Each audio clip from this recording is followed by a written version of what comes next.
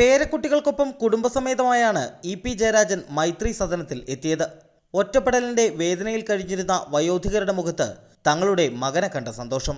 ഓരോരുത്തരും പരാതികളും പരിഭവങ്ങളും സന്തോഷങ്ങളും ഇ.പി.യോട് പങ്കുവച്ചു. നിറഞ്ഞ മനസ്സോടെ അദ്ദേഹം എല്ലാം കേട്ടു. സരസമായി മറുപടി നൽകി.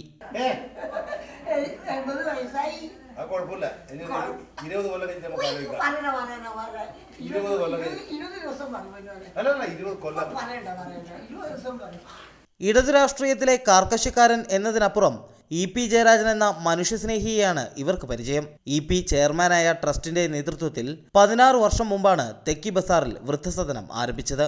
അന്നു മുതൽ ഇന്നുവരെ അദ്ദേഹത്തിന്റെ ജീവിതത്തിൽ സുപ്രധാന സ്ഥാനമുണ്ട് ഈ സ്ഥാപനത്തിന്. കെട്ടിവെക്കാനുള്ള കാശ് നൽകി തെരഞ്ഞെടുപ്പിന് ഇ.പി.യെ ആശീർവദിച്ചയച്ചത് ഇവരാണ്. എം.എൽ.എ. ആയപ്പോഴും മന്ത്രിയായപ്പോഴും അദ്ദേഹം ആദ്യം ഓടിയെത്തിയതും ഇവിടേക്ക് തന്നെ. മന്ത്രിപദം ഒഴിഞ്ഞപ്പോഴും പതിവ് തെറ്റിച്ചില്ല. അഗതി മന്ദിരം വിപുലീകരിക്കുന്നതിനുള്ള സജീവ ശ്രമത്തിലാണ് ജയരാജൻ ഇപ്പോൾ. കുറേ കൂടി വിപുലീകരിച്ച് ഒരു മെച്ചപ്പെടുത്തണമെന്നുണ്ട്. ഞാൻ അതിൽ കുറച്ച് സമയം ചെലവഴിക്കാൻ പറ്റുമെന്നാണ് ഇപ്പോൾ നോക്കുന്നത്. അന്തേവാസികൾക്കായി കയ്യിൽ കരുതിയ കേക്ക് മുറിച്ചപ്പോൾ ആരോ പറയുന്നത് കേട്ടു, നാൾ പ്രകാരം ജന്മദിനമാണെന്ന്. ഒരു പുഞ്ചിരിയിൽ ഇ.പി. സസ്പെൻസ് തുടർന്നു. വിവാദങ്ങളെക്കുറിച്ചുള്ള ചോദ്യത്തിന് മറുപടി ഇതായിരുന്നു. എന്തിനും വിവാദം ഉണ്ടാവും, അതാ ഇന്നത്തെ നാട്.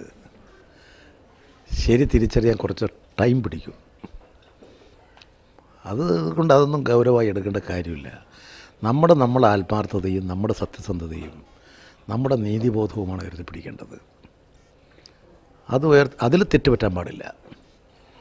അതിൽ തെറ്റുപറ്റാതെ ശരിയായ നില സ്വീകരിച്ചു പോവുക. ഒടുവിൽ യാത്ര ചോദിച്ചപ്പോൾ ഈറനണിഞ്ഞ ഒരു കൂട്ടം വയോധികരുടെ കണ്ണുകളിൽ കാണാമായിരുന്നു ഇ.പി. ജയരാജൻ അവർക്ക് ആരാണെന്ന്. ക്യാമറാമാൻ ലിമേഷ് ചെറുപഴശ്ശിക്കൊപ്പം യദു നാരായണൻ, റിപ്പോർട്ടർ, കണ്ണൂർ.